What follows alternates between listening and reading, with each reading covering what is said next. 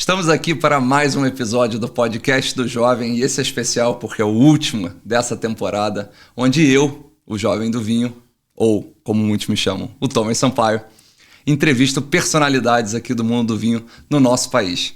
E vocês acompanharam aí ao longo dos episódios, foram 9 episódios até agora, várias das pessoas mais relevantes aqui do nosso país, e hoje eu tenho o prazer e a honra de convidar ele, que eu admiro muitíssimo e que está à frente de um dos restaurantes mais legais de São Paulo. Gui, dono do Cais. Seja muito bem-vindo, querido. Prazer, meu querido. Prazer é meu. Bom, acho que um brinde para começar, né? Faz super bem. Um brinde. A gente está aqui já armado. Como eu sempre peço para os convidados, acho que é legal dar um pouco de contexto para o pessoal saber com quem que está aqui sentado nessa poltrona. Né? Claro. Conta um pouquinho para a gente da sua trajetória, cara. Legal. Bom, minha trajetória no mundo do vinho, ela começa a partir do Cais, né? Mas eu, antes de trabalhar com gastronomia e restauração, trabalhei 10 anos no mercado de música.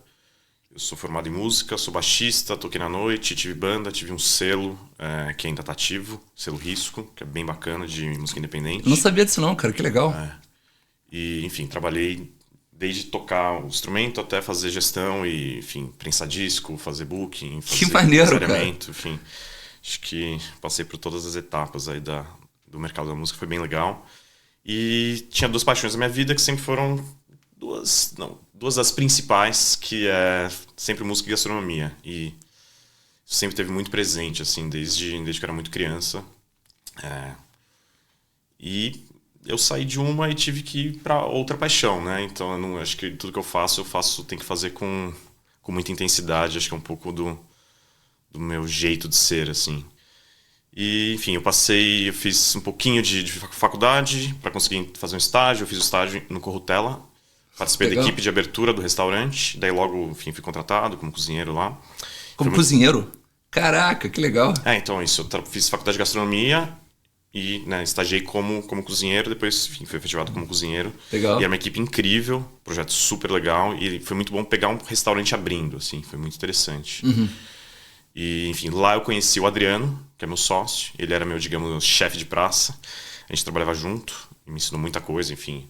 O que era se portar como cozinheiro, como é que é essa vida, né? O que você tem que fazer, como é que você pensa, qual que é o raciocínio, como que você age, qual que é a postura. Então foi muito legal, aprendi muito, assim. Ele foi uma pessoa muito importante. E a gente trabalhou... Eu trabalhei tanto tempo, eu vi que a lida de cozinha eu gostava, mas era nível de adrenalina...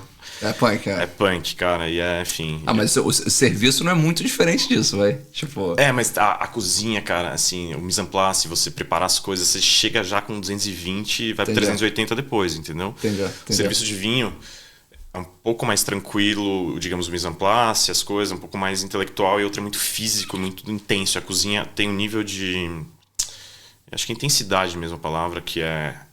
Você tem que estar... É tudo para ontem, assim, sabe? Então você tem que estar muito atento. Desde a hora que você entra para começar a produzir, e o serviço, então, é aquela loucura, assim, sabe? Entendi. Foi muito legal para entender... Realmente, hoje em dia eu vejo entender as dores de quem você está trabalhando é muito importante para trabalhar junto. Então, ter trabalhado dentro da lida de cozinha é muito importante para eu ter um restaurante. Então, a partir disso, daí eu saí, eu sempre fui empreendedor, comecei a pensar em projetos. Tinha um cara que estava fazendo uma coisa muito legal, que era a charcutaria de frutos do mar, que é o Mr. Nyland lá em Sydney. Acho que ele está em Sydney, acho que é a cidade, australiano. E eu sempre fiz charcutaria, sempre gostei de fazer em casa. Daí eu falei, cara, isso daqui ninguém faz. Comecei a pesquisar, tal. Falei com o Adriano, ele mexia com peixe muito já. Daí, a partir disso a gente começou a modelar uma ideia, e daí que surgiu o Cais. Então eu pensava um pouco uma adega de produtos, enfim... Que era para não ter um restaurante, digamos, para não trabalhar por aí. Mas daí eu falei com ele, falou, cara, isso daí ninguém conhece esse tipo de produto, você vai jogar no lugar, se você estiver no restaurante você consegue trabalhar isso de uma outra forma, você consegue comunicar melhor. Daí eu falei, cara, eu não vou tocar esse restaurante, se você tocar a gente faz. Daí ele, foi um tempo, uma sedução ali para conseguir convencê-lo, mas daí, enfim, eu já tava com um projetinho, já tinha até ponto, cheguei, cara, vamos lá. Não, e um ponto super legal que vocês têm lá, a gente estava falando nos bastidores, tipo, é uma casa super charmosa, né, que vocês têm. Uma das poucas casas que são remanescentes da Vila Madalena. Ela é uma casa que tem acho que quase 90 anos de idade. Caramba! Inclusive, quando a gente alugou, a dona da casa, a mãe dela morava lá, acho que ela tem 70 e poucos anos. Ela morava nos fundos ainda. E daí ela falou que aquela quintalzinha na frente era onde a mãe dela ficava vendo a rua, naquele movimento ali, nos anos, sei lá, 50, assim. Que loucura. Então ela tem um charme ali, acho que isso que a gente gostou dela e tentou preservar, né? Então, e daí surgiu o caso. O Adriano trouxe muito a questão da bistronomia, né? Trazer as técnicas de alta gastronomia que ele tinha trabalhado. Trabalhou alguns 3 estrelas, trabalhou, enfim, em alguns lugares legais. Bacana. Mas para uma coisa mais informal, para essa coisa mais de bistrô. Era muito referência a algumas coisas de Paris, assim, enfim, Septimes e coisas. Que eu sou muito fã, aliás. Um beijo pra vocês, que vocês não vão me entender. Mas é um restaurante que eu gosto muito, é o Septime. Sempre que eu tô em Paris eu vou lá. Inclusive, semana que vem, por acaso, eu estarei lá. Bom. Eu gostei muito da cave, cara, deles. Achei super informal, uns produtos incríveis, Total. assim. Um lugar que eu passei algumas vezes a última viagem que eu fui. Enfim, daí ele trouxe isso. Daí a gente contratou uma sommelier. Ela era a Sophie, ela trabalhava junto com o Bruno. Ela era assistente do Bruno Beverino. Que já sentou nessa cadeira aí. Então, Bruno, figura importantíssima. Figura importantíssima, exatamente. De natural, uns grandes entendedores, né? E intelectuais do vinho, né? Total, não. Deu uma aula de biodinâmica aqui. Assim, uma aula. Realmente, é um cara que eu admiro muito, não é à toa que eu convidei. Sim. Mas, enfim, é uma pessoa que trabalha pro Bruno, depois já vem com... Então, a gente gostava de lá, a gente, enfim, frequentava, e daí queria também dar oportunidade para alguém que estava começando. A gente montou uma equipe super reduzida, só que daí logo depois entrou a pandemia. O restaurante estava indo super cheio, indo super bem. 3 meses entrou a pandemia. Nossa. E daí desmontou um pouco a equipe, ela saiu, daí eu tinha um estoque cheio de vinho, eu tinha que desovar aquele estoque. Tinha que trabalhar o vinho. Alguém óbvio. tinha que entender, eu que estava na sala ali, sempre gostei de degustar, enfim, eu já precificava algumas coisas de carta, né, já lidava um pouco com a parte administrativa. E daí foi um caminho sem volta, entendeu? Daí a partir do momento que eu botei o pezinho e me apaixonei, daí você tem que estudar, daí a partir do momento que você começa a estudar e provar, eu não sei, pra mim tem muito a ver com música, assim, sabe? É um prazer que é físico, é espiritual, mas é intelectual. E junta essas 3 coisas que são muito, muito legais, assim. Total. Então foi aí que eu cheguei. E daí a carta era bem de vinhos super naturais, uma coisa bem mais fã, assim. Daí a gente vai estudando, vai entendendo que existem outras coisas, que existem vários mundos do vinho natural, né? Essa era uma proposta do Kai, sempre trabalhar com vinho no mínimo orgânico, mas sempre tentando ser o mais natural possível. E daí, enfim, a gente foi, acho que, evoluindo um pouco esse trabalho. Hoje em dia eu estou bem feliz com o serviço que a gente tem, que é um serviço informal, mas que tem algum nível de precisão. Assim. Claro. É informal com seriedade, né? Ele não é rígido, mas ele é um serviço sério, né? Um serviço bem feito, bem trabalhado, óbvio. Não pode ser assim. Sim. Né? E daí todo mundo prova tudo lá desde sempre, então todo mundo da sala tá provando o tempo inteiro.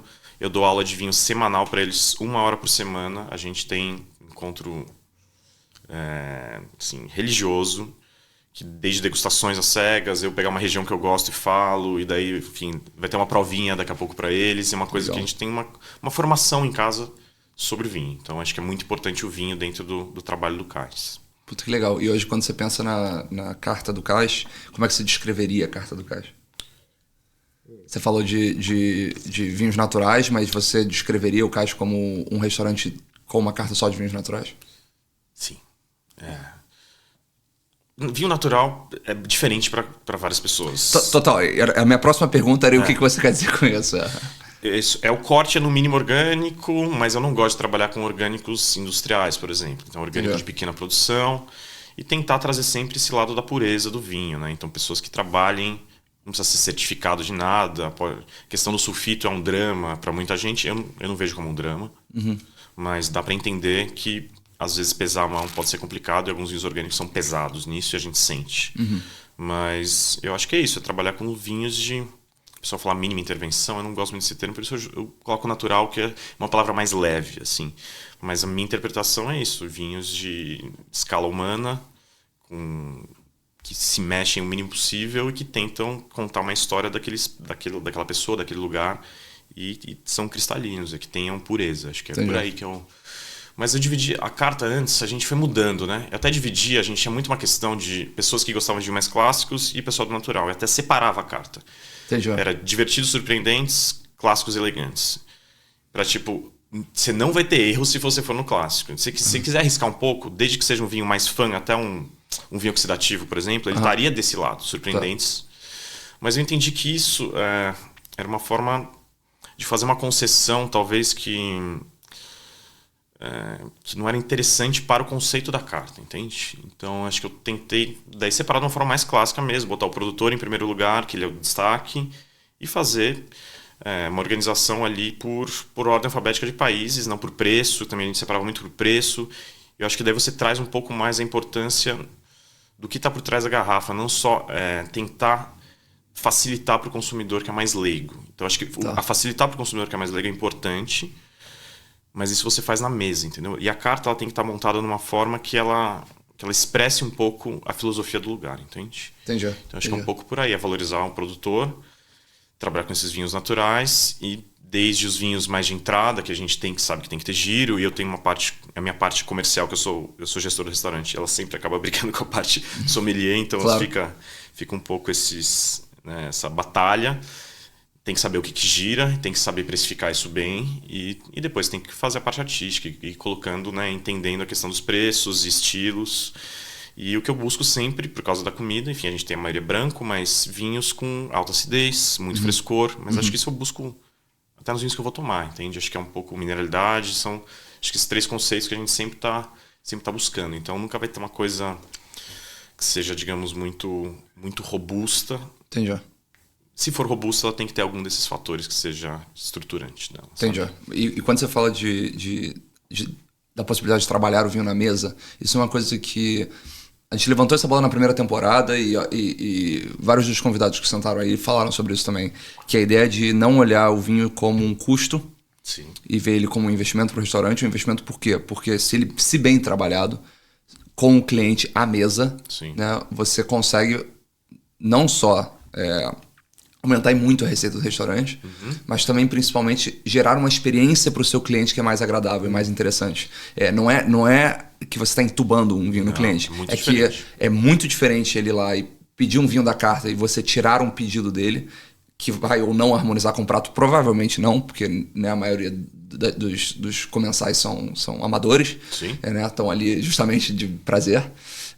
Mas com uma harmonização, com você explicando o vinho, com você trabalhando realmente a carta e gerando uma experiência maior, você consegue, como eu falei, melhorar a experiência do cliente, aumentar a receita do restaurante, são só coisas positivas. Sim. Como é que você vê esse trabalho do vinho à mesa com os clientes? Então, o primeiro trabalho tem que ser com a equipe, né?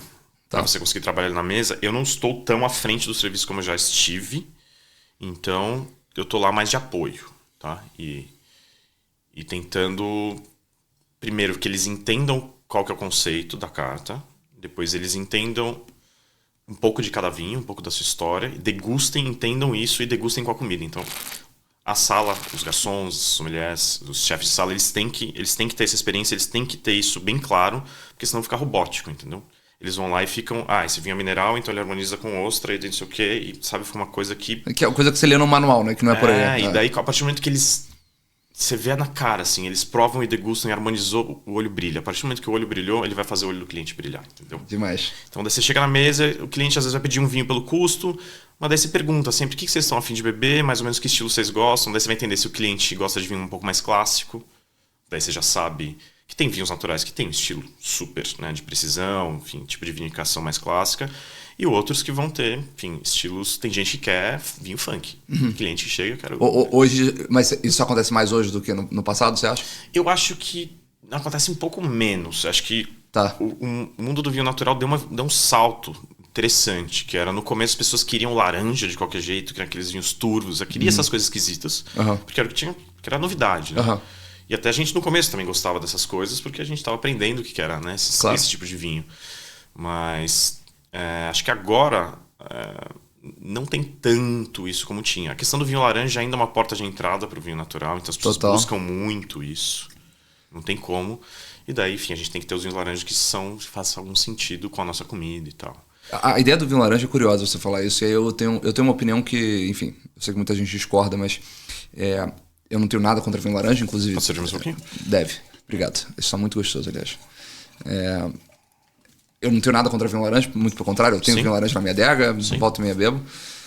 Mas eu acho que o vinho laranja, ele, de certa maneira, ele mascara um pouco de terroir e ele mascara também um pouco de defeito. O que, assim, por um lado, ótimo.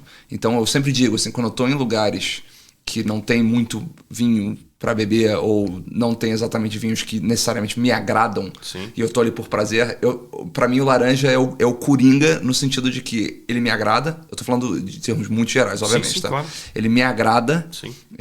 e ele, assim, é bebível, é divertido, é bacana, e eu não levo ele tão a sério, assim, eu tô falando em geral, obviamente. Sim, claro. E eu acho que há muita gente que procura valor que eu quero dizer é custo-benefício, vinho mais barato mesmo, tá acostumado a beber coisa muito ruim, porque acaba pegando um vinho, não tô falando que o vinho barato é ruim, mas Sim. a pessoa fala assim, eu quero um vinho até R$150. Aí, cara, a chance de ser um vinho de baixa qualidade é bastante grande, assim, principalmente falando em restaurante. Sim. E aí o laranja, ele meio que... Ele é mais agradável porque todos os defeitos estão um pouquinho mais mascarados. Você acha que eu tô errado? Não, eu já ouvi falar muito isso de várias pessoas. Eu entendo essa visão, mas eu entendo que terroir também pode ser a história do homem por trás do vinho. Então, você pensar em Geórgia, por exemplo, você pensar ali na Itália perto, né? Pensar em Gravner, pensar em Radko, esses caras, acho que se trabalha daquela forma por ser uma tradição, e eu acredito que terroir também é homem, não é só terra, de certa forma. Tá bom. Então acho que é uma visão de história. E eu acho que aqui no Brasil a gente tem uma pessoa que faz isso de uma forma muito linda, que é o Zanini da Era dos Ventos. Tá. Então, e ele tem 2 laranjas que eu trabalho na carta, inclusive um é o que eu mais vendo, assim, o vinho best-seller, que é o Trebbiano The Rock. Ah, o Trebbiano, tá. Legal, é um vinho de legal. entrada, super legal, mas ele tem uma mineralidade, até porque ele enfim, é um The Rock porque ele fermenta num lagarzinho de basalto que é a pedra-mãe do sul. Então ele tem todo um trabalho muito interessante de entender onde ele está, as tradições, né, que foram trazidas pelos imigrantes, usar o que tem da natureza ali para poder criar uma história. Então acho que isso é um conceito talvez um pouco mais amplo de terroir, mas eu acredito também.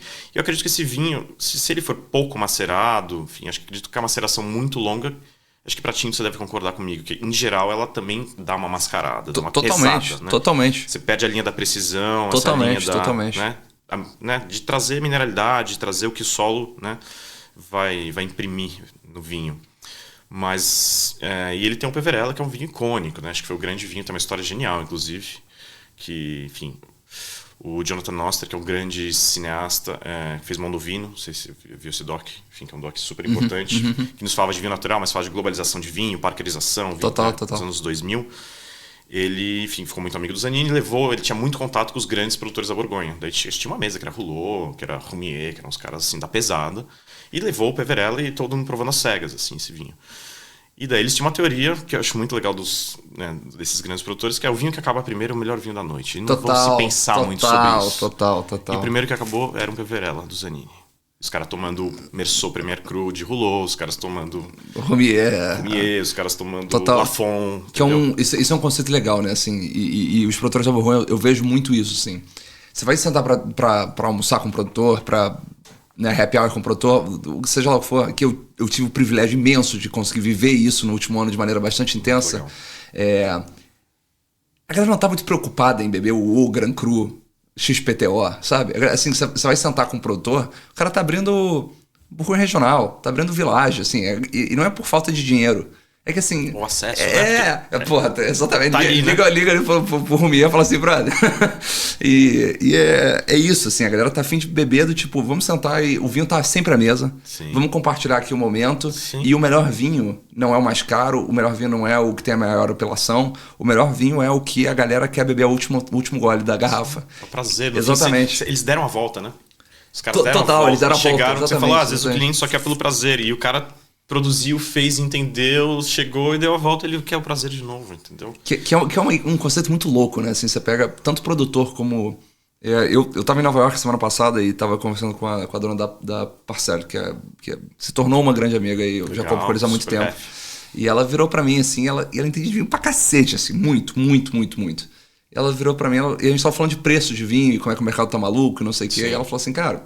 Eu não gasto mais de $200 nas minhas garrafas de vinho, tipo... E ela tem dinheiro, tipo, não é por isso. Eu falei, cara, não é pra ir, o que me dá prazer... Hoje em dia, ela já deu a volta, entendeu? Já provou tudo, entendeu? E ela falou, cara, hoje em dia, é assim... Eu quero que você me dê um troço que vai ser divertido, que vai ser bacana. Tipo, é isso, emocione, entendeu? Né? Exatamente, algo marcante. Emoção. Não pelo rótulo, mas pelo líquido, né? Eu acho que isso traz pros cegas que a gente estava falando, né? Sim, acho que é isso. Acho que você gosta, eu também gosto. A gente tá falando que aprendi com a Ana Lu, assim, que pra mim é minha mentora no mundo do vinho, porque é justamente isso. O que importa é o líquido e vai entendendo, né? Entende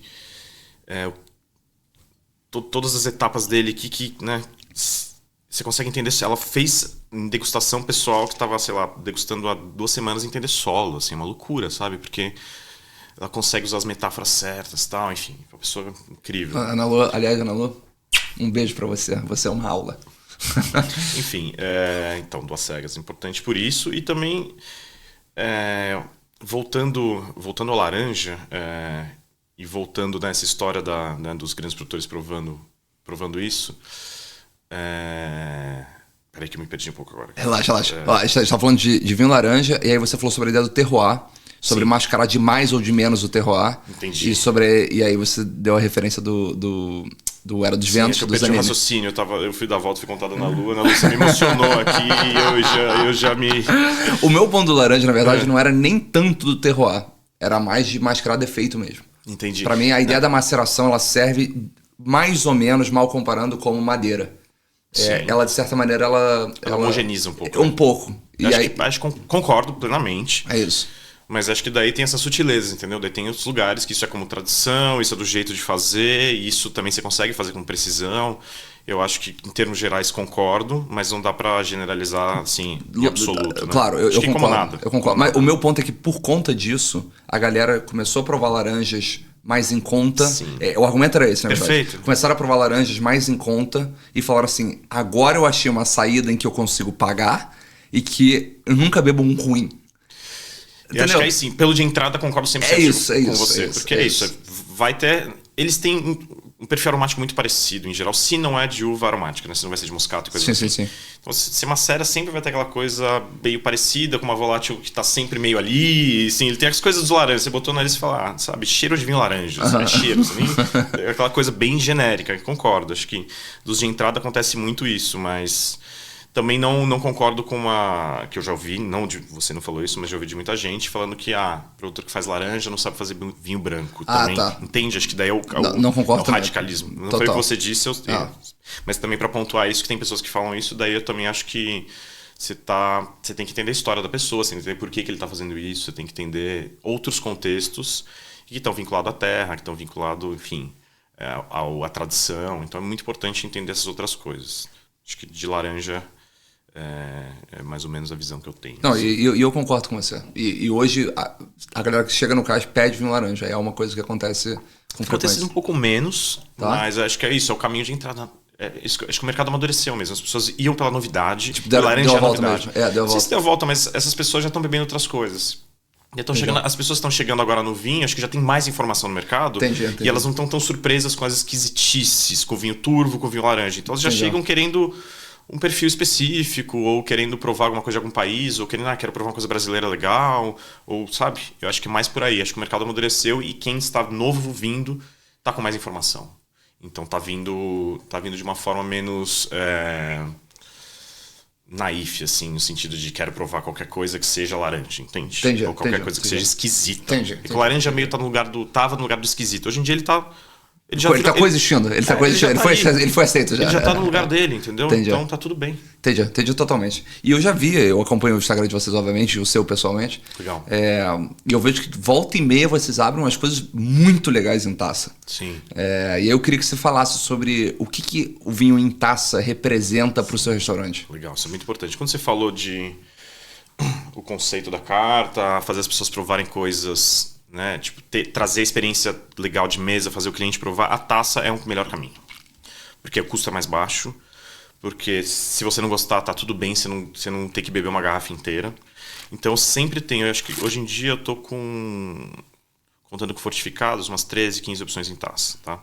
Sempre tem mais brancos, e daí tem algumas coisas que estão fixas, que eu sempre tenho, vou trocando algumas coisinhas. E daí eu abro uma garrafa, que é das garrafas mais legais, e eu faço uma coisa que eu aprendi com o Léo da Enoteca, em vez de fazer dividido em 6, você faz uma taça de 120, você divide em 4, faz uma taça um pouquinho mais generosa, fica mais fácil, né, de vender e eu consigo jogar o preço pelo valor da garrafa. Então, você serve num decanterzinho? eu servo um pouco no decanter, 187, coloca um pouquinho, se for em 2 já coloca 90 para cada um e a gente fala, cara, é perfeito para um casal, você vai provar uma coisa incrível, que você vai gastar, sei lá, R$160, vai dar R$80 para cada um.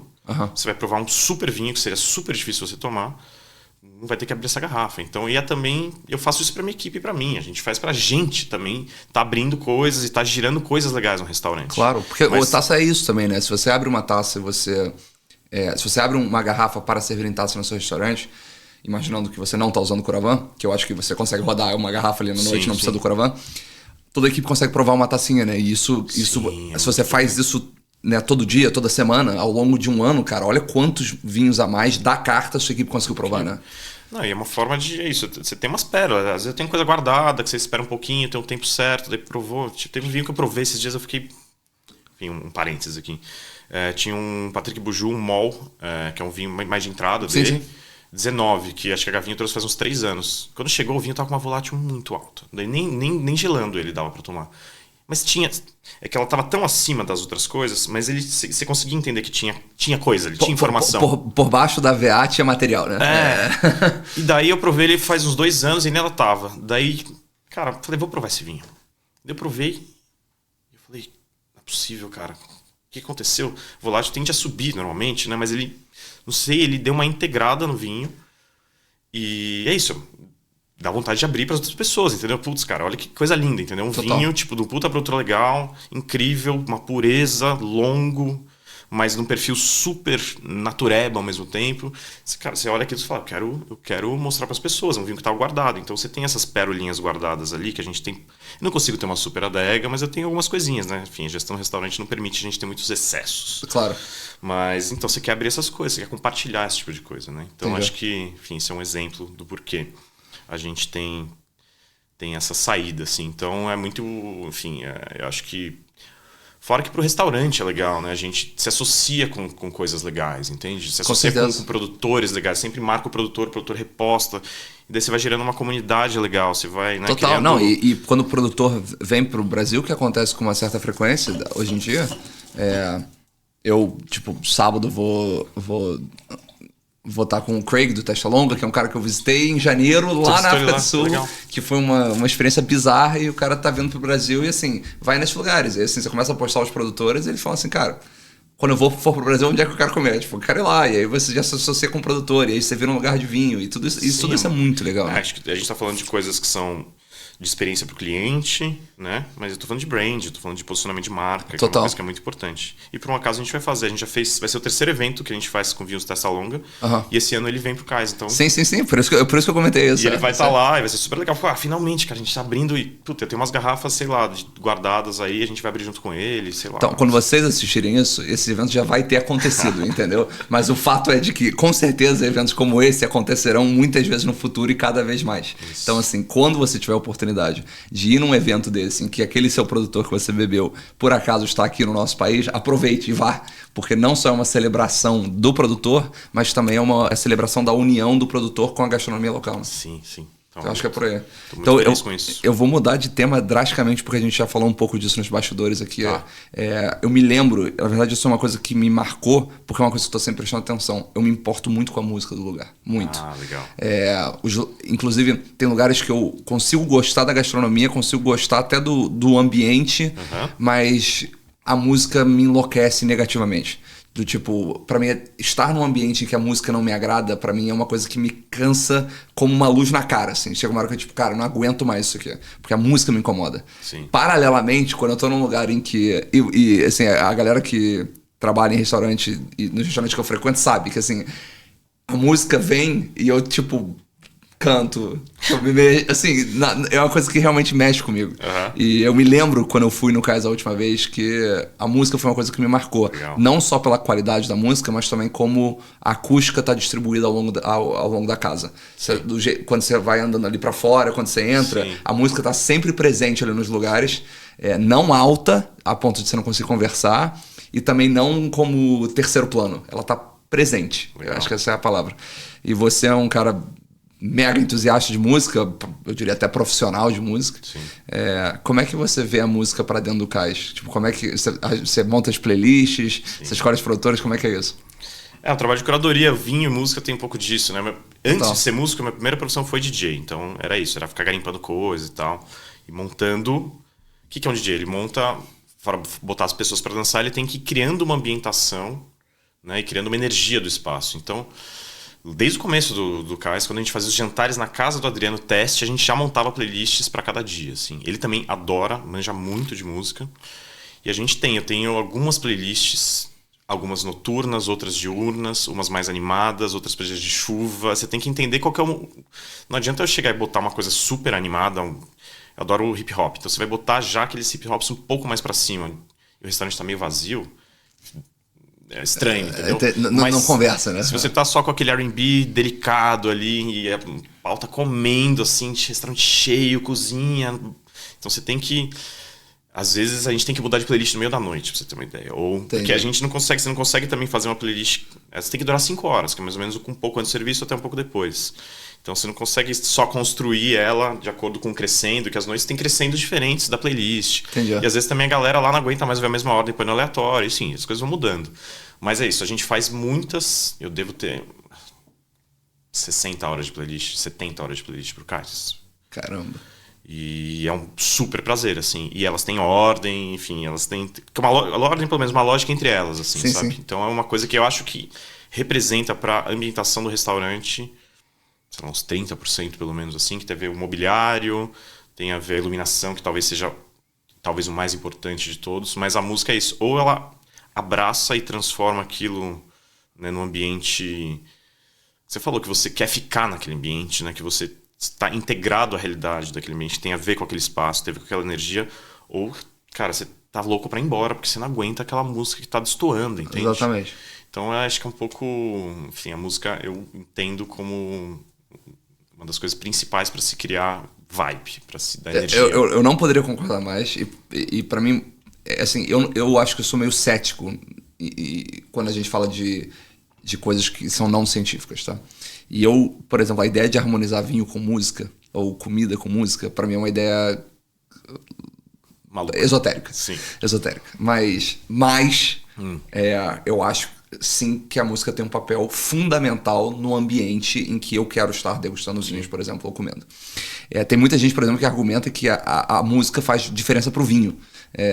Que eu já acho que isso é uma piração.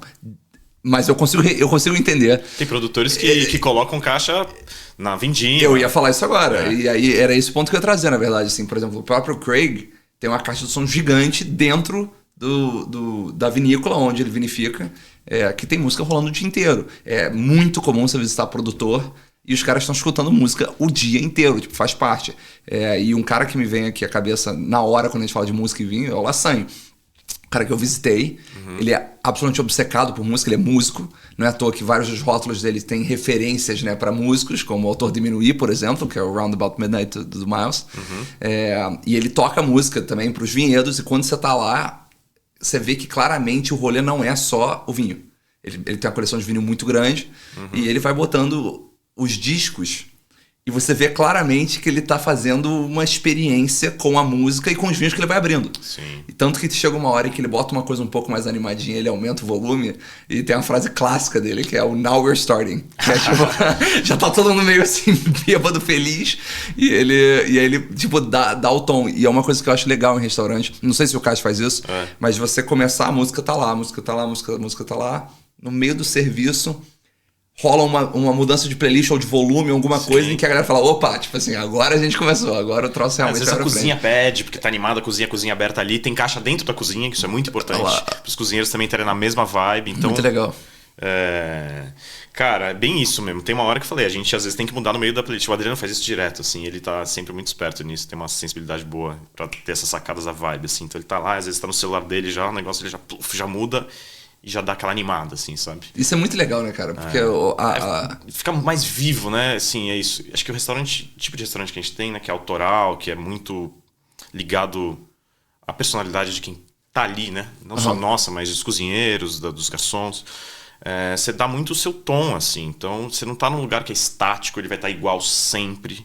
E acho que o vinho natural é exatamente a mesma coisa. Tem a ver com a safra, tem a ver com o estilo do produtor, tem a ver com a vibe que ele tá, tem a ver com que tipo de coisa que ele quer desenvolver diferente. Então, quando tu trabalha mais autoral, ele vai tendo nuances maiores e isso vai acompanhando, sabe? Acho que isso faz parte da alma, né? Senão fica uma coisa comercial estática, o vinho também convencional vai estar sempre igual, todas as safras você vai ter que manter aquele mesmo padrão, certo? E o restaurante também você vai estar tocando a mesma playlist. Total. O prato vai ter exatamente igual, aquela vibe que as pessoas vão estar treinadas a também não serem muito expansivas, sabe? Então Total. acho que são duas formas de encarar as coisas, sabe? Então, e puxando esse gancho do vinho natural e agora trazendo para comida, na verdade, a sua filosofia de manter vinho natural, de manter pequenos produtores, etc., tá alinhada com os ingredientes que você usa no caixa? Super, super. A gente tem... Cara, a gente não tem nada... A gente não tinha nenhuma marca dentro do cais, assim. Tinha, sei lá, Água Prata, agora a gente tá com San Pellegrino e Pana. São produtos de qualidade, mas são produtos industriais, mas enfim... Cerveja era artesanal que a gente tinha. Coquetel a gente não teve muito tempo, porque também era industrial. E dentro da cozinha, cara, você vai ter o quê? Vai ter óleo, esses ingredientes. Mas tudo que é peixe é, tipo, assim, hiper selecionado, de pequenos produtores, né, pequenos pescadores. Enfim, tem uma curadoria dentro da cozinha, como acho que tem uma curadoria dentro do vinho, sabe? A gente ainda não consegue trabalhar 100% orgânico, seria uma coisa legal dentro da cozinha, por conta de custo, porque o ticket subiria muito do restaurante. Entendi. Então a gente teria que ter... A gente teve uma mudança de posicionamento para subir um pouco o nível, assim, conseguir trabalhar com coisas melhores, né? Mas isso aumenta o ticket, também é uma filosofia de a gente também não ser hiper caro. Então é difícil às vezes você conseguir ter essa dosagem. Com o vinho também, né? Total. Também você quer trabalhar com... Você quer trabalhar com lasanha, com não sei o que, com não sei quem, você quer trabalhar, trazer essas coisas legais na mala, pôr, não sei o que, mas, cara, vai ter uma carta de unicórnios e coisas malucas, pra quem que você vai se servir? Total, entende? né? Total. Então eu quero dar opções, assim, para as pessoas e também até na comida, né?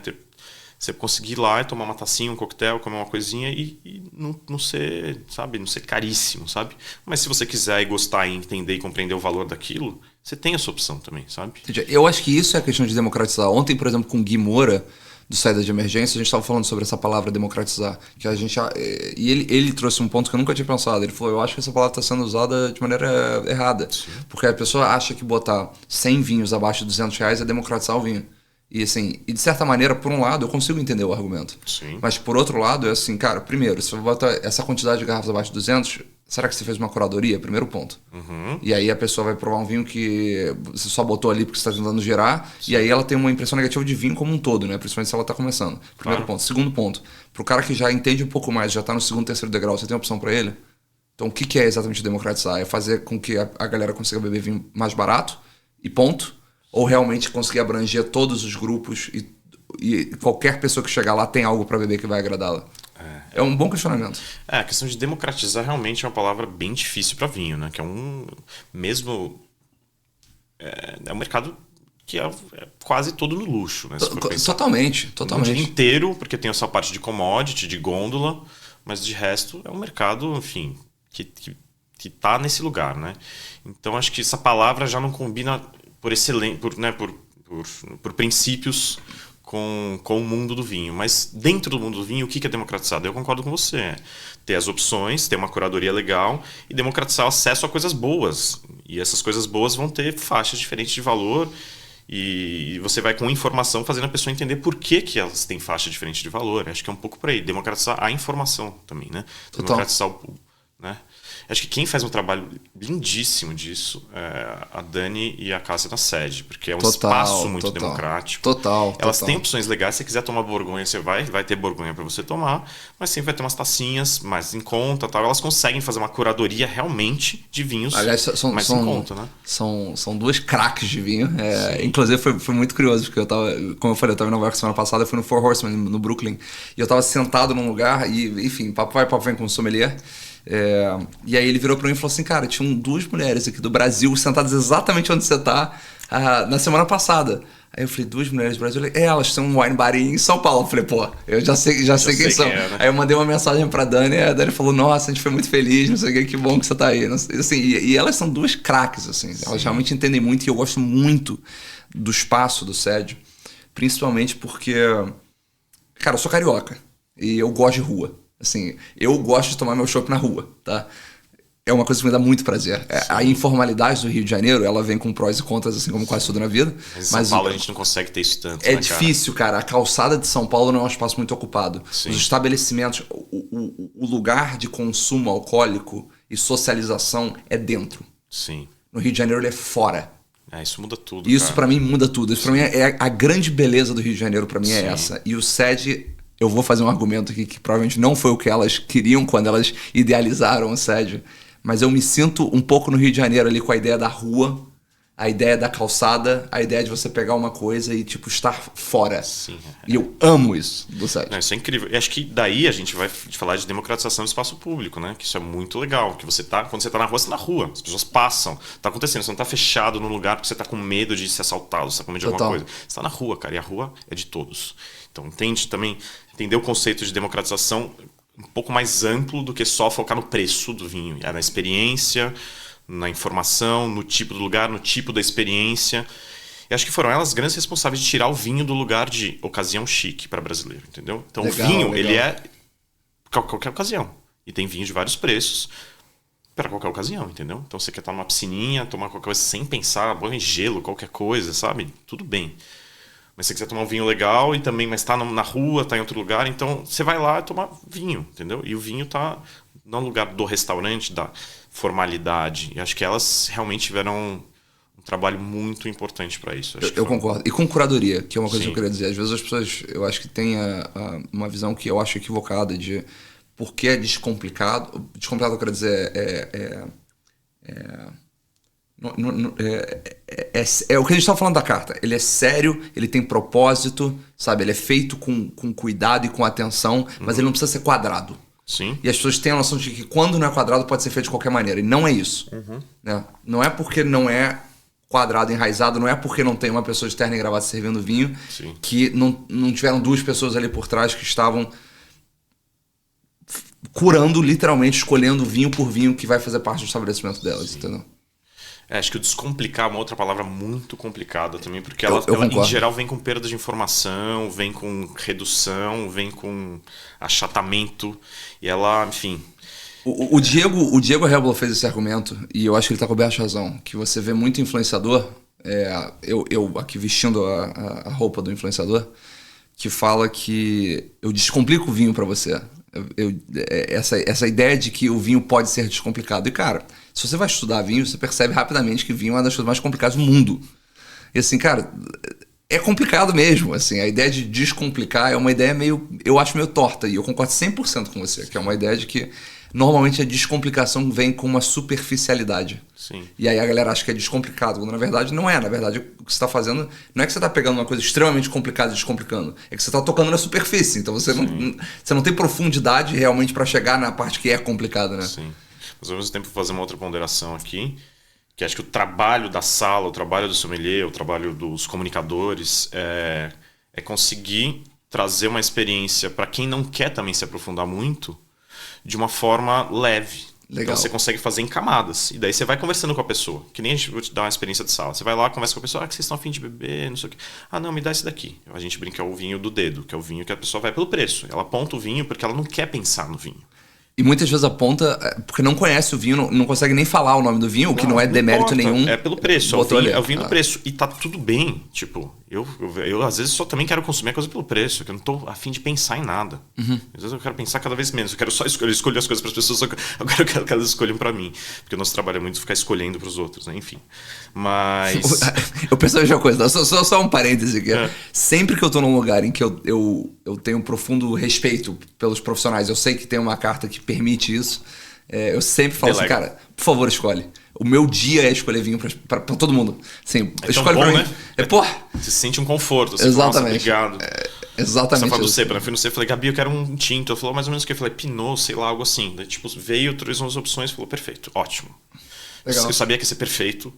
E ela deu, esse é mais clássico, esse é mais não sei o quê. E assim, pronto. É isso. E é bom, né? Tipo... É muito bom, é um alívio. Mas vai, continua, desculpa te interromper. Não, a questão da descomplicação então a gente estava falando da pessoa que escolhe estritamente pelo valor, mas se ela já pergunta um pouquinho a mais, A dificuldade tá aí de você treinar a sala para com poucas palavras e poucas perguntas extrair uma ou duas perguntas extrair o máximo de informação no tema leitura do cliente. Isso é um trabalho quase de psicólogo, assim, né? Você tá lá, você vai fazer uma ou duas perguntas, você vai ver se a pessoa está disponível para conversar, o que mais ou menos ela gosta de beber, quanto que ela entende, quanto que ela está disposta a gastar ou investir, né? E que ela tá aberta ou tá fechada, ela quer tomar o de sempre, ela não quer tomar o de sempre. Em uma frase você tem que meio que fazer essa leitura, sabe? Total. Então, e daí o legal quando a pessoa te dá um pouco de abertura, daí você vai pra camada 2, entendeu? Daí você fala, vamos lá, mas você quer um estilo mais assim, mais assado, você gosta do quê? Você gosta de um vinho que tem corpo, mais clássico, acidez. Às vezes as pessoas também, você fala umas coisas, a pessoa, na cabeça dela, não é igual da sua cabeça, né? Então você tem que conseguir ler ainda, né? Isso é uma ideia interessante. E isso nas coisas mais básicas, né? Assim, ontem eu tava jantando no Cepa, a gente tava falando, e aí a gente provou um vinho, e aí a pessoa que tava provando o vinho comigo, que não é do vinho, falou assim, nossa, eu sinto uma fruta aqui muito presente, um pouquinho madura. E aí ele falou assim, esse vinho aqui não é seco, né? Porque ele associou a ideia de uma fruta um pouco mais madura com a ideia de que o vinho não é seco mais. Ele já tá indo pro lado do doce. Quando na verdade a gente sabe que não é isso. Só que você associa uma fruta, assim, você bebe um vinho, tem uma nota de uma fruta que você pensa que é doce, tipo pêssego, sei lá, um gewürztraminer da vida. Uhum. E aí a pessoa acha que o vinho é doce, quando não é, na verdade. Você tem uma nota de uma fruta doce num vinho seco. E aí você fala isso pro cliente e ele não necessariamente entende. Então você tem que... Daí não é descomplicar, mas você tem que tentar ser um pouco mais, né, delicado, preciso, tentar falar uma linguagem que também não seja muito, né, técnica. Então tem que tentar ali conversar de uma forma informal. Eu acho que isso que eu gosto que a gente construiu lá. Então conseguir trabalhar em camadas com os clientes, ter os vinhos em algumas camadas. Eu não tenho coisas absurdas, minha carta não é gigante, eu não consigo ter essa carta, infelizmente. Mas consegui ter ali opções, sabe? Então acho que é um pouco essa filosofia da casa, assim, sabe? Leitura do cliente, empatia. Leitura, tentar entender e ver de onde vai se encaixar em cada uma dessas camadas que a gente tem, sabe? Então acho que é tudo né? Tudo por layers, assim. Acho que isso é uma boa forma de pensar, né, o vinho. E quando a gente pensa em staff, treinamento de staff, porque você não pode atender todas as mesas que querem beber uma garrafa de vinho, por motivos óbvios. Essa ideia de você treinar a equipe para que a equipe consiga fazer essa leitura para oferecer o melhor vinho possível para o cliente ali naquela situação, você acha que isso é uma coisa que pode ser treinada? Isso é uma coisa de talento? Isso é uma mistura dos dois? Coisas, né? Tem gente que está muito animada e quer e brilha o olho. Mas ao mesmo tempo, se você insiste um pouco, eu estou há 4 meses fazendo treinamento agora direto. Uhum. Começa a brilhar o olho de quem não brilhava também, porque é muito encantador o vinho. Né? E eles começam a degustar, e daí começam a entender. E daí, isso é um caminho meio sem volta, cara. É uma coisa incrível. Até eles brincam, nossa, Guilherme, você me fudeu, né? Agora a pessoa vai no restaurante e toma uns vinhos legal, entendeu? Essa é a frase que eu mais escuto, tanto de cliente quanto de amigo, né? É assim... Cara, minha vida financeira nunca mais foi a mesma depois que eu te conhecia. Eu antes estava feliz com um vinho de R$100 e agora eu quero mais, quero descobrir mais, quero provar coisas novas. Eu falei, cara, pode ser, mas assim, eu garanto que sua vida tá mais legal. Eu tenho certeza. Toma um pouquinho menos, né? Exato. E melhor. Exato. Diminui a quantidade, melhora a qualidade e é bom para tudo, inclusive pro seu corpo, para todo mundo. Exatamente. Cara, falando em qualidade... E aí? Eu queria dizer primeiro que esse vinho tá muito, muito bom. Então, muito obrigado por isso. Aliás, um agradecimento especial para Tanino Glass, que não só é patrocinadora do Jovem do Vinho, como também patrocina o podcast do Jovem. A gente está aqui bebendo na Tanino super taça. Universal, uma super taça. A gente estava falando disso nos bastidores, né? O que a Tanino está fazendo é realmente impressionante. Sim. A gente escolheu aqui a Universal porque... Justamente é um vinho às cegas, a gente não sabe o que é, quer dizer, eu não sei o que é. Então, na dúvida, essa é feito para ser a taça mais versátil. Inclusive, se eu tivesse um restaurante ou um wine bar, eu botaria essa aqui nas mesas. Com certeza. E daí um pouquinho das outras, mas essa daí resolve tudo. Inclusive, as taças muito grandes, eu acho que elas, para vinho natural, às vezes elas são complicadas. Eu já peguei vinho, tipo, chega a dar surrir na taça, entendeu? Tipo, ela quase decanta tanto vinho que distorce ele, assim, sabe? Então, caramba! Tem uma vez eu lembro que eu estava degustando na casa do Márcio, era uma degustação da Cave Alemã. Né? Um monte de gente e tal. O Bruno também, ele tava com... O Márcio botou aquelas altos borgonhas enormes. Era uma degustação, tinha umas coisas de borgonha legal, mas eram uns borgonhas bem, bem naturais, assim. E daí o Bruno, eu olhei pra ele, olhou pra mim, e a gente, não, Márcio, volta ao Universal, porque acho que distorceu o vinho, tipo, ele over-decantou o vinho, assim, sabe? Caramba! E acho que ela serve pra alguns tipos de Borgonha, talvez mais robustos, enfim. Eu acho que é legal, essas taças são super legais, mas às vezes tem que tomar cuidado com elas, entendeu? Entendi. Elas são um canhão, sabe? É que nem você bota, é isso, cara, é 1 litro ali, você tá botando 100 não, você vai botar 70 ml e um negócio de 960, é uma hiper aeração, né? Uhum. Então é isso, daí às vezes você deu 3 giradas ali e começa a dar sorrir no vinho. Que loucura! Uma loucura mesmo, uma loucura mesmo. Mas enfim, por isso eu gosto muito do Universal, eu acho que é isso, perfeito, cara. Essa taça é difícil ser melhor que ela. Assim. É o argumento que eu faço, assim... Na minha casa, eu sou bem louco por taças, assim, cara. Na minha casa tem o Grass, tem os Alto, tem o Sidonius, tem o Gabriel Glass, tipo, tenho as taças todas. Sim. Mas, pra mim, quando eu olho pra essa taça, eu falo assim, pra todos os momentos, cara, é imbatível, assim. Pra mim é realmente imbatível. E aí a gente chega nesse vinho aqui, que é uma incógnita, eu já passei, eu já tive momentos de glória nessa temporada aqui, e momentos de vergonha, de passar vergonha no débito, e isso é o legal das cegas. Porque no fim do dia, cara, eu não tô aqui pra acertar o vinho, eu tô aqui pra gente julgar o líquido pelo líquido, então. que eu acho que é a grande beleza das cegas. Dito isso, como eu falei, um grande vinho, é impressionante o peso em boca. Eu não acho esse vinho vertical, mas ele tem um peso em boca lateral que eu acho muito legal. Sim, de acordo. Esse vinho tem uma coisa muito interessante que é uma mineralidade meio preta. É uma coisa que me leva pra tipo... até basalto, coisa que você falou. Sim. Uma nota de fruta amarela fresca, somado com talvez um lugar que tem um pouquinho de calor. Ou uma safra um pouquinho mais quente. Sim. Tudo bem. Sinto uma pontinha de madeira que não me incomoda nem um pouco. Eu acho que trouxe talvez um pouco de eu vou chamar de maciez e redondeza, se é que você pode chamar isso, para o vinho. Isso me parece um exemplo bem claro de Chardonnay, na verdade. Eu acho que a gente está no novo mundo.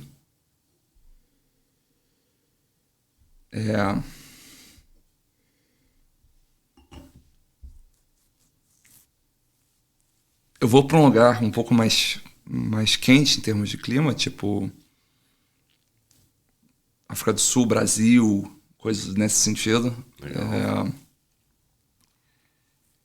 E a gente sempre fala que em degustação às cegas a gente deveria ir pro primeiro palpite. E o meu primeiro palpite foi essa coisa meio preta mesmo, tipo... No começo eu achei que era granito, e depois eu fui pra uma coisa mais, tipo, quase basalto mesmo, que eu acho que o solo principal do Brasil, eu acho, fazendo brancos no momento. Uhum. Eu vou dizer que são um Chardonnay brasileiro, na verdade. E isso me lembrou no primeiro contato, o flash que veio, na verdade, foi da Naturebas. Foi provando o Magmatic. É a minha leitura final. Cara, você foi muito, muito, muito preciso. Abre aí. Faça as honras. Não Sério? cravou, mas quase. Essa leitura foi muito boa do vinho.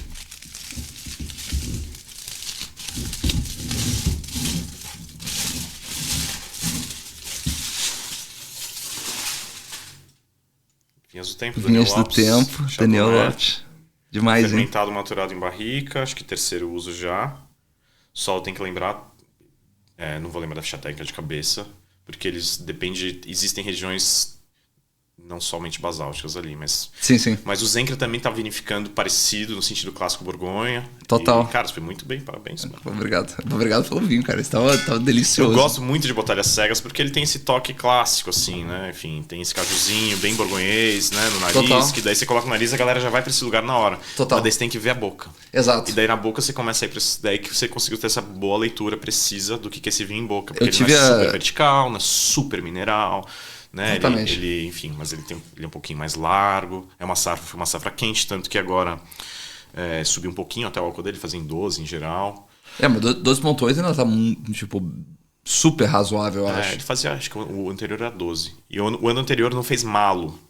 E daí Legal. que dava um nervo pro vinho muito interessante. Mas esse ano o vinho tá muito mais fino e elegante. Porque ele tava muito málico, eu estou dizendo. Não, o 21 dele, que foi a safra anterior, não fez malo. Então era legal que tinha todo esse peso, a madeira estava um pouco mais presente, mas dava um nervo. Entendi. Que aqui a gente tem muito, que você falou, um vinho que não dava um nível de verticalidade pro vinho, entende? Que eu acho que na soma era muito interessante. Mas aqui a gente tem mais precisão, enfim, ele conseguiu colher a uva um pouco mais madura, então ela tem mais fenólico, ele abre mais, mas ele acaba sendo um pouquinho mais largo mesmo. Entendi. Não, e realmente, ele tem lateralmente acidez. Primeiro que a acidez ela vem lateralmente, volta, e em retrogosto, principalmente mais para ponto de língua. Sim. Mas o peso é lateral, assim, ele quase como se ele tipo, sentasse assim, nos lados da língua. É bem interessante. Cara, esse vinho tá muito legal. Muito legal mesmo. Muito legal. Provar as cegas é muito bacana. Eu tenho um 20 e um 21 alguns 21 guardados. Tô esperando o Dani, acho que vem no fim do ano. E eu tenho os pinots dele também, 20 e 21. Que também estão espetaculares. Bem né? legais. E daí cada um de um jeito, né? 21 foi uma safra que tiveram que colher mais cedo, mais complicada. Essa safra foi uma super safra, legal, assim, que conseguiram colher mais maduro. Então todos os vinhos estão mais robustos. E a 20 considerada a grande safra das safras, assim, né? Do Brasil nos últimos anos. Então vai ser legal provar esses vinhos. Mas eu tô esperando ele chegar, né? A gente faz no cais, se você estiver por aí. Com o maior prazer. E, aliás, falando nisso, eu ia te perguntar sobre vinho brasileiro, especificamente. Eu tive o privilégio de provar alguns pinots aqui no podcast nessa temporada. Sim. Alguns vinhos brasileiros. E, recentemente, a gente teve a Naturebas, que eu fui principalmente para provar vinho brasileiro. Claro, encontrar importadores, mas eu estava mesmo curioso em vinhos brasileiros. Tá. Porque me perguntam muito sobre vinho brasileiro. E a minha resposta hoje eu acho que a gente está num caminho muito bom. Também acho. Eu acho que cada ano a gente está mais capacitado para fazer grandes vinhos. Eu acho que a direção é espetacular. Eu acho que um vinho como esse, às cegas, para 99% das pessoas, a galera ia provar e ia falar assim, cara, isso aqui não é brasileiro, né? Sim. E eu acho que a gente hoje tem produtores de altíssimo nível fazendo vinhos no Brasil. E eu imagino que, assim, meus filhos vão estar bebendo grandes vinhos no Brasil. Eu realmente acredito nisso. Dentro do cenário do cais, qual é a importância do vinho brasileiro para você? Como é que você vê essa inserção do vinho brasileiro disputando espaço com nomes importados dentro de cartas de restaurante e aí falando do cais? Legal. Pra gente é muito importante, tá? Muito importante em senso de comunidade, em senso de criar esse vínculo com pessoas, obrigado pelo serviço de vinhos. Criar um vínculo com pessoas que hoje em dia eu chamo de amigos mesmo, pessoas muito importantes na minha vida, que estão fazendo um trabalho muito sério, sabe? E o cliente, ele busca isso também. E eu acho que é isso. Eu trabalho com 3 produtores, já trabalhei com alguns outros. Eu também não consigo trabalhar com tanto porque minha carta não é tão extensa. Então, a gente, como tem uma parceria e ela é muito sólida, eu prefiro manter essa parceria sólida e às vezes eu vou inserindo algumas outras coisas. Então, eu trabalho com a Vinhas do Tempo, que o Dani tá assim, o salto que ele deu no 21 e o 22 agora é incrível. E esse estilo, né, mais clássico de vinificação. É legal porque são 3 estilos diferentes. A Vivente, o Diego é um dos meus melhores amigos, um cara, enfim... O Diego é um cara diferenciado. Assim, eu falo muito com ele. Inclusive, ele me mandou uma mensagem antes da Naturebas e falou assim, cara, vai lá no stand da Naturebas, a gente vai estar te esperando para provar. Eu provei os vinhos, mandei uma mensagem grande para ele. Eu falei, cara, vocês estão fazendo um troço aqui que é sério. Sim. É sério. Ele prova os do Dani também, né? Eles degustam muito, o Diego, sim. E chato, sabe? A gente só prova quase só tipo vinho super natural, Jurá, sabe? Precisão. Ele bebe isso, champanhe. Então tem muita referência, sabe? E ele faz um estilo que é sem sulfito, cara, que é muito... Aqui o Dani não é tão radical, tem quase nada de sulfito aqui, mas é isso, cada um tem seu estilo, eu respeito super, sabe, eu não sou tem que ser assim ou tem que ser assado. E que é muito difícil fazer sem sulfito. E ele tá fazendo um estilo muito de pureza de fruta, não usa madeira, então é um estilo mais... cara mais de Jurá, assim, um pouco as coisas dele mesmo.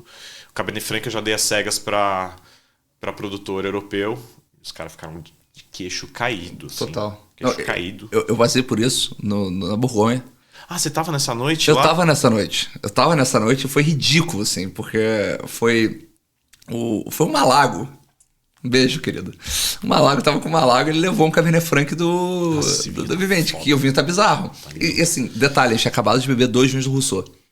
Então a gente bebeu Rousseau, e aí veio um blind no meio de um restaurante ali em Bonne, assim, né? Você já, automaticamente, o lugar que você tá, você já bota ali um quadradinho em volta das possibilidades. Claro. E aí chega um vinho, Eu provei, eu falei, cara, isso aqui é muito bom. Eu falei que era um blend de Pinot Gamay. Mas é isso que é legal, você vê influenciado, cara. Surreal, todo mundo errou assim, loucamente. E todo mundo gostou muito do vinho. Depois de beber Rousseau. Sim. E aí veio ali. Então, isso que é legal, é abrir junto com outras coisas, cara. Cara, a gente tem que colocar nesse lugar, entendeu? Total. Vamos abrir a cega junto com essas coisas? Total. Não é pra ser igual, não é pra copiar. Acho que isso que eles estão entendendo. Cada um tem seu estilo, mas tá tentando fazer o seu. Ver o que aquela uva dá daquele lugar, entendeu? Ver o que ele consegue fazer. E daí eu falei, daí o Zanini, cara, que pra mim é assim, uma figura. Primeiro, que é um poeta, intelectual, uma figura. Eu tô com o livro dele pra ele, eu tô louco pra ler. ele. Esse livro dele é fabuloso. Eu tô louco pra ler. Fabuloso, cara. E ele faz um trabalho de pesquisa muito importante. Isso, a Peverella é uma uva que não existe, mas era um tipo de malvasia que existe na Itália, enfim, que não existe mais lá, e daí foi mais plantada aqui já no Brasil, daí de repente entraram as caças portuguesas, dizimaram tudo, e ele foi fazendo esse resgate, e daí que ele conheceu o Gravner, e daí que ele começou a fazer essa coisa do laranja, mas ele tem um trabalho de pesquisa e entender a história do vinho no Brasil e conseguir fazer vinhos de muita qualidade. Eu participei de um debate que foi muito legal, que era a harmonização de cinema com vinho e comida. Chama Cinema Sem Sulfite. Eu fiquei sabendo desse projeto, inclusive eu vi na Naturebas.